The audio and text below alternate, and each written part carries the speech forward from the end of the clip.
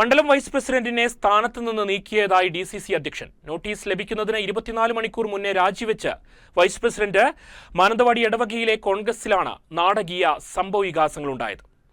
എടവ മണ്ഡലം vice president Reji വാളാങ്കോടിനെയാണ് തൽസ്ഥാനത്ത് നിന്ന് മാറ്റി നിർത്തിയതായി അറിയിച്ചുകൊണ്ട് ഈ മാസം 25-ന് DCC അധ്യക്ഷൻ ND അപ്പച്ചൻ നോട്ടീസ് നൽകിയത്. പാർട്ടിയെയും പാർട്ടി പ്രവർത്തകരെയും വാട്സാപ്പ് മെസ്സേജ് അയച്ച് അപകീർത്തിപ്പെടുത്തുകയും ഇതിനെക്കുറിച്ചുള്ള വിശദീകരണത്തിൽ മേലിൽ തെറ്റ് ആവർത്തിക്കില്ലെന്ന് മറുപടി നൽകിയിട്ടും വീണ്ടും ആവർത്തിച്ചതായുള്ള DCC ഭാരവാഹികളുടെ പരാതിയിലാണ് നടപടിയെന്നും അധ്യക്ഷൻ കത്തിൽ വ്യക്തമാക്കിയിട്ടുണ്ട്. എന്നാൽ സ്ഥാനം രാജിവെക്കുന്നതായി ഈ മാസം 24-ന് തന്നെ റജി മണ്ഡലം പ്രസിഡന്റിന് കത്ത് നൽകിയിരുന്നു.